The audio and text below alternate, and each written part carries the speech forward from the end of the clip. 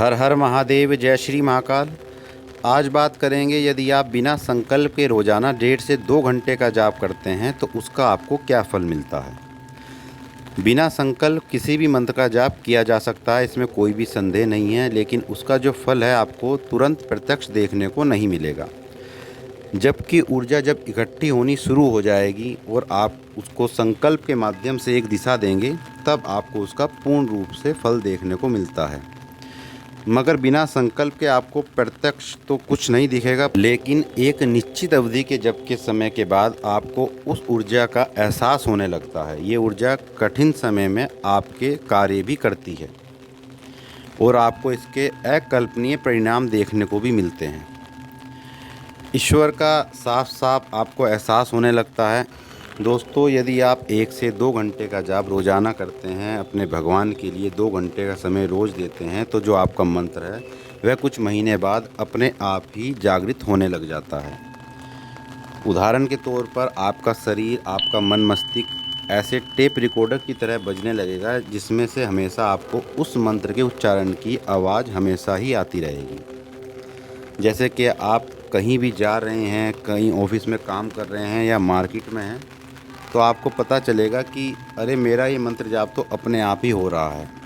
शुरुआत में आपको ऐसा लग सकता है कि ये आपका भ्रम है, लेकिन यही भ्रम आपका एक दिन विश्वास में बदल जाएगा और आप सच में पाएंगे कि आपका मंत्र जाप अपने आप ही स्वतः ही चल रहा है। जब आप आधी रात को उठेंगे तो जब भी आपका जाप चलता हुआ ही पाएंगे, और जब आप सुबह जागेंगे तब भी आपको यह महसूस होगा कि आपका जो मन है वह वही मंत्र जाप कर रहा है।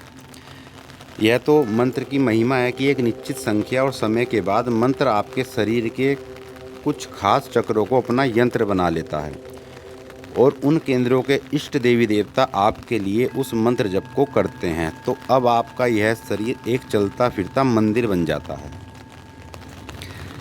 मंत्र जाप का सिस्टम कैसे एक तरीके से काम करता है, आपके शरीर के चक्रों के द्वारा।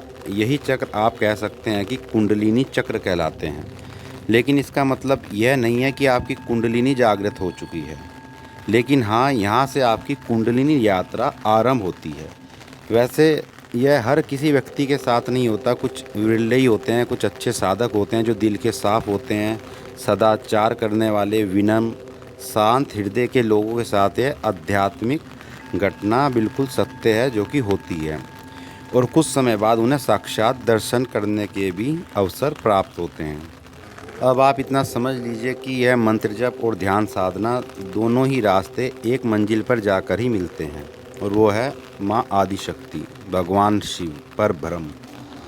क्योंकि आप वह यंत्र बन चुके होते हैं जिसका सीधा संबंध इस ब्रह्मांड से है। तरह तरह की ब्रह्मांडीय शक्तियों से आप रूबरू होने लगते हैं। आप सब वो देखने लगोगे जो किसी और को नहीं दिख सकता है, और आप वो रहस्य, वो ज्ञान जानने लगोगे जो शायद कोई सोच भी ना पाए। आपको हर पल कुछ ऐसा होता दिखने लगेगा जो कि आपने कुछ देर पहले ही सोचा था। तो यह सब आश्चर्यजनक बातें आपके साथ घटित होने लगती हैं। अगर आप मन से मजबूत हैं तो आप इतनी ऊर्जा को अपने आज्ञा चक्र और अनाहत पर संग्रह कर पाएंगे, वरना तो यह ऊर्जा आपको उच्चाटित कर देगी। आपके साथ बहुत से इमोशनल प्रपंच भी रचे जाएंगे, क्योंकि जब भगवान किसी को चुनता है या कुछ शक्ति या सिद्धि प्रदान करता है तो वह उसकी परीक्षा भी लेता है, और आपको इन सभी परीक्षाओं में सफल होना होगा।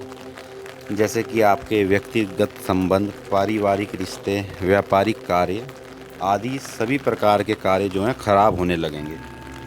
आपके बने बनाए कार्य बिगड़ भी सकते हैं, जिससे आपको अपने मंत्र जाप साधना से विश्वास डगमगाना पड़ सकता है। कुछ अलग तरह से भी आपके साथ हो सकता है जो यहाँ पर नहीं बताया जा सकता, लेकिन अचानक से आपको सब कुछ ठीक होने जैसा भी लगेगा, और यह ऊपर नीचे आपके साथ चलता ही रहेगा। आपको इन सब ऊंच नीच, दुख दर्द, रिश्ते नाते, व्यापार जैसी प्राकृतिक भावनात्मक आपदाओं से लड़ने के लिए तैयार रहना होगा। बाकी तो मंत्र जप की शक्ति आपको इन सब झंझटों से बाहर निकाल कर ले आएगी। तो इसका फल आपको क्या मिलेगा? फल तो आपको इसका अवश्य मिलेगा, पर कुछ धीमा प्रोसेस होगा, कार्य बनेंगे, मुश्किलें भी ख़त्म होंगी और आप लोगों के अच्छे दिन भी आएंगे। लेकिन वो क्या है ना कि यह जो मंत्र जाप आप कर रहे हो अपने इष्ट का, सबसे ज़्यादा आपको मोक्ष प्राप्ति की तरफ लेकर जाता है। कहते हैं कि 1 करोड़ मंत्र जब से मनुष्य शिव तत्व युक्त हो जाता है, देव तुल्य हो जाता है और आपके साथ उसी तरह की दैवीय घटनाएं होंगी। भौतिक सुख साधनों की प्राप्ति भी होगी, लेकिन प्रारब्ध पहले आता है। तो आपके पूर्व जन्मों के जो भी पाप कर्म हैं पहले वह कटते हैं मंत्र जाप से, उसके बाद आपको दर्शन होते हैं और देवीय शक्तियाँ प्राप्त होती हैं। और जब देवीय शक्तियाँ किसी को प्राप्त हो जाती हैं तो उनको संभालना हर किसी के बस की बात नहीं है। तो ये थी कुछ जानकारी आज आप सभी के लिए। आप लोगों को जानकारी पसंद आए तो वीडियो को शेयर करें, चैनल पर नए हैं तो चैनल को सब्सक्राइब करें। और यदि आपकी कोई व्यक्तिगत समस्या है तो उसके लिए आप हमसे संपर्क कर सकते हैं, लेकिन ध्यान रहे हमारे द्वारा किसी भी प्रकार का गलत कार्य नहीं किया जाता है। किसी भी प्रकार के जायज़ कार्य के लिए आप हमसे संपर्क कर सकते हैं, जैसे कि आपका काम बंधा हुआ है, किसी ने तंत्र किया हुआ है, पति पत्नी के बीच में लड़ाई झगड़े होते रहते हैं या उनका अफेयर चल रहा है किसी से, तो ऐसे कार्य के लिए आप हमसे संपर्क कर सकते हैं। हर हर महादेव, जय श्री महाकाल।